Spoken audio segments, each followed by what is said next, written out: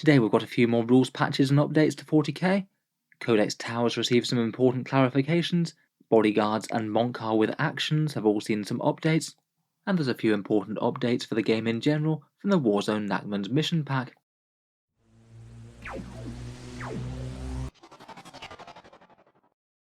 Hello and welcome back to Auspex Tactics, where today we're just talking about some new rules for the game. Games Workshop has updated a bunch of FAQs and added in some errata. Perhaps the biggest changes today come from Codex Tau Empire, and we've also got some very nice clarifications to the Warzone Nachmund things, a couple of issues that I'd seen people asking quite a lot of questions about. We'll go through the Tau stuff first, and then into Warzone Nachmund, and talk about all the changes and how impactful they're going to be. Again, I would bear in mind that these are not going to be balance changes, this is an FAQ update. These are the changes that they make to make sure each codex is functional. They come out a few weeks after the books have dropped. They don't tend to deliberately change anything from a balance point of view, though a few of the most OP things do often get caught in the flag. If we're going to see any meaningful updates in balance to the Tau Empire, that will likely come at the next balance data slate. I believe that will be billed for roughly sometime in early May if they hold true to their schedule. In any case though, let's take a look and see what changes have been made. So Codex Tau was really quite a dense book, and they've had quite a lot of updates. I'd say about 3 of them are really quite major and meaningful, a lot of stuff is some minor bug fixes. First up, for the Tau Seps, their vector maneuvering thrusters are the ones that allow you to run away when you're charged. Really quite a powerful relic, almost everyone would be using them on battlesuits, but they didn't actually specify that you can only take them on battlesuits. In theory you could fit them to fireblades or ethereals. I think just purely in terms of in-game making sense. They say that you can't strap rocket engines to your ethereals or infantry characters for some reason. I guess that's too much of an Imperial thing to do. I guess it could have been kind of handy on an ethereal on a hover drone, but in general you'd be wanting to take that godly stave anyway, I think. Next up, Enriched Reactors is a minor Seps tenet that buffs plasma weapons. Previously, it didn't buff plasma weapons though. It had the rule that when a plasma weapon scores a 6 to wound, then you get a mortal wound and the attack sequence ends, which was kind of hilariously a bit of a debuff, as it meant that the big damage 3 characteristic of the plasma gun got completely wasted, just traded out for 1 mortal wound. Now you get 1 mortal wound in addition to the normal damage on 6s, so it is a bit of an upgrade again. It's still not very good though, to be honest. Plasma rifles just aren't going to be putting out all that many shots, even if you made really big efforts to spam loads of them across an army. There's a very minor clarification to the aerospace targeting secondary. That's the one where you do actions on the centre of each board edge. Your unit needs to be within 6 inches of the centre of the marker, not just the edges of it. That was just clarifying a little bit of lax wording there, nothing too major. There's perhaps a fairly silly sounding clarification to Manta Strike. That's the Tau Deep Strike mechanic, where it's basically only usable if every single model in the unit can use it. So no dropping things out of a Manta unless they can actually fly. I'm a bit uncertain as to which units they were trying to restrict with that. I don't know if that's to stop an interaction with drones attached to a non-fly unit like broadsides maybe, but in any case no dropping very heavy battlesuits out of the sky and expecting them not to break. For the Crisis Bodyguards, there's a couple of changes on wording. It looks like their support systems had some old versions of the rules, likely from a previous playtester version of the Codex. The early warning override was missing a section of rules, the one that allowed you to fire Overwatch essentially for free, and it appears that a previous version of the multi-tracker was more powerful, scoring 2 additional hits on 6s against hordes, not just 1. That's been toned down a bit, so it means that bodyguard multi-trackers are not just inexplicably better than the rest. Perhaps the single biggest change in this update, and the one that I think was quite expected, was that Crisis Bodyguards have had their bodyguard rule tweaked. I made a very quick video on the interaction between them and Longstrike, where you could basically have battlesuits hiding behind a wall, as so, have Longstrike sitting in front, the commander in charge of a massive Tau Hammerhead, and somehow have the Tau Hammerhead be completely untargetable, even if it's a great big tank in the open. Clearly not intentional, and it was very expected to get fixed. Now the bodyguard protection rule doesn't apply to any monsters or vehicles. In addition, in a slightly more subtle change, it looks like this bodyguard rule now requires the actual character to be within 3 inches of the bodyguards. I think previously you could have drones within 3 inches of them and then they'd still confer their protection. I think it's quite nice to stop this kind of abuse, as that's just another case of you can chain characters out really far to stretch onto objectives and still have them be completely unshootable, a fairly dumb state of affairs with objectives. The bodyguard rule is still super powerful, but at least some of the worst abuses within the Tau Empire Codex have been reined in. Next up, there's a couple of really obvious clarifications to drones and the units that they mix with. The drones do count as being the same sept as the units, and perhaps even more obviously, if the drone models have fly and the unit that they're mixing with does not, it doesn't mean that they confer the fly rule to those units that they're in the same squad as. I'm not sure if anyone was ever seriously trying to argue that, though I suppose it doesn't hurt to close a loophole if something technical did exist. And then finally, perhaps the other thing that really did need a clarification was the interaction of Montcar and actions that required you to be stationary. Say, for example, if you use Montcar to count as being stationary in the shooting phase, can he still complete that firing marker lights action if you're not one of the units that can happily move and do them? Kind of relevant for a bunch of other actions as well. And they've basically come down with a firm no. They say that Montcar does not allow you to do those actions if you've moved. So you're definitely not allowed to go advancing around the table, doing actions and marker lights and things, and waving it away because you happen to be in Montcar. This one seemed to cause more debate than I might have expected. Just because it allows you to counter stationary in the shooting phase, it doesn't really stop the fact that you've moved in the movement phase or advanced, and that still would break most actions to my understanding. In any case, that one was definitely a helpful clear up, as it had been coming up quite a lot in discussion. Finally, one thing that they didn't touch on, which I was sort of half expecting that they might have done a clarification for, was the case of the Farsight Enclave allied worlds, and whether or not they were going to ban them from taking ethereals. Rules as written, the Farsight Enclaves proper can't take ethereals but get 2 commanders.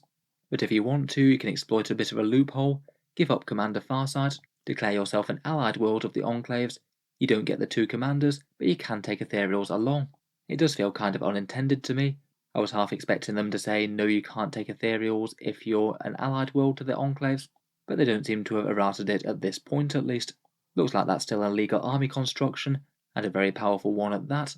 A lot of competitive lists are using the nice advantages of the +1 to hit from Farsight, plus that great battlesuit stratagem, along with all the powers that an ethereal can bring, very much getting the best of both worlds. Overall though, I think it seems like a good FAQ for the Tau, a bunch of bug fixes, and perhaps 2 of the most important issues in the codex addressed in the bodyguard interaction and Montcar with marker lights. I guess you could argue it's a bit of a small nerf to a couple of the really broken things they could do, but certainly doesn't affect the core of their army and the main powerful things that they can do fully within the intended rules. Moving away from the Empire now, and let's take a look at the other FAQs that came out. There's a few small but meaningful clarifications to the Warzone Nachmund pack, the Grand Tournament missions, and Warzone Nachmund's the campaign book. First up, one question that I kept on getting asked after they updated those sub-faction rules was whether or not you're allowed to take Imperial Guard and Tempestus Scions alongside each other now. You're only allowed to take 1 regiment in a guard force, so people were asking whether or not Militarum Tempesta counted as a separate regiment. The answer to that was already yes, you can take both, because technically the Guard have the standard regiment keyword, and the Tempestus Scions have the Tempestus regiment keyword. 2 different keywords, so you can choose your choice of Scion regiment to go alongside your choice of regular Guard regiment. That was the way it already worked, but it was kind of good to spell that out in an FAQ, as it did seem to have caused a fair bit of confusion. Similarly, they've also clarified the named characters and sub-faction keywords thing. Again, this was something that kind of worked out already, though it does seem like it might have been semi-unintentional on Games Workshop's part. Basically, some named characters have a faction keyword that's pre-selected. For example, Typhus in the Death Guard has the Harbinger's keyword, but you can already take him alongside, say, a Poxmonger's Plague Company, as the only selectable keyword is the ones from the other units in the army. Typhus's one isn't actually a selectable one, as it's already pre-written. It means that say you had an army with Typhus alongside a whole bunch of Poxmongers, you're happy to swap out the selectable ones all to Poxmongers. Typhus doesn't count for the rule whatsoever, as he already has his Plague Company baked in. It's a rule that kind of makes sense for characters, I guess. Most of the time you're not going to want to fill them inside other detachments anyway for breaking faction keywords, but certain ones work fine with them. Typhus of the Death Guard being one good example. That was the way it had been written already, but it was more sort of an implicit reading of the rule rather than something that they'd explicitly stated, so again it's good to have everyone on the same page. Otherwise, for sub-faction keyword weirdness, they also just clarify that Orc Specialist mobs are fine with this, they still work as intended. The Specialist mobs do seem to be a rule that they've forgotten a few times when they make this kind of update. They are worded in a different way to several other codex's options. Finally, there's just 2 specific sub-faction changes. One small tidying up for the Adeptus Custodes. They basically made the Misericordias free for literally every Custode throughout the entire army, That's their little dagger that gives them an extra attack with AP -2. Previously they were like 3 points per model extra, so a kind of a small trivial upgrade that you want to pay for most of the time, I thought. But when they did that, there was still one unit that had to pay for them, these Sagittarium Custodians, the ones with the Boltcaster's pictures. To be honest, I thought they'd just intelligently done that, as it's actually quite a meaningful upgrade for them. Taking a Misericordia allows them to use all their attacks at AP -2, where usually they'd be AP 0, as they don't really have proper melee weapons. It seems though that they've decided that that wasn't intentional, they've just decided to make the upgrade free for them as well, so saves you 3 points on each of those guys, and that is quite a nice buff to the unit. It means that they're going to be cheaper, and still shoot very well, and do a little bit of combat in melee against light infantry. I think everyone knows that Custodes didn't really need an extra buff, but this really does look like a bit more tidying up rather than any meaningful points changes. I'm sure Custodes will get some nerfs in the next balance pass, but in the meantime it just means that Sagittarium Guard compete that little bit better against the Codex options. They're still a very powerful choice. Finally, there's just one small clarification to the Order of the Bloody Rose, the Adeptus Auroritus expansion in the Nachmund book. Basically, it's just a few little clarifications to change their detachment rules. For some reason, they'd worded them really awkwardly and really restrictively, so you only got a lot of the rules if you actually had a Bloody Rose model warlord. It interacted badly with things like making more than value warlord, or including other things like agents for the Imperium in the army. Basically, they've just added a few bits of errata to make them work like virtually every other army in the game. You can still access their special stuff if you've got an entirely Bloody Rose army. Adding things like more than Val as a warlord don't get in the way of that now. So overall, as FAQs go, I think it's largely a good job. Again, as I said, definitely could do with some balance updates to 40k. Hopefully they manage to do something meaningful in the balance data slate when it comes out. But as this one's just for making the codexes work as intended, I really wasn't expecting to see anything major here. Good to have a bit of clarification on those sub-faction rules. Nice for them to tidy up the Qatar Empire bodyguards and the Montcar with actions thing. I'm not sure if they really needed to cut the points on the Sagittarium daggers, to be honest. It kind of made sense to pay for them. Kind of feel like that could have been an FAQ they could have done without. In any case, let me know what you think down in the comments below. Do any of these rule changes affect your army at all? Are there any other subtle implications that I might have missed out of this? Looking forward to hearing all your thoughts and analysis as always. If you've enjoyed the video, feel free to subscribe to Auspex Tactics, where I'll certainly keep up with Games Workshop's news and rules updates as they come out. I do tend to post 40k videos just about every day.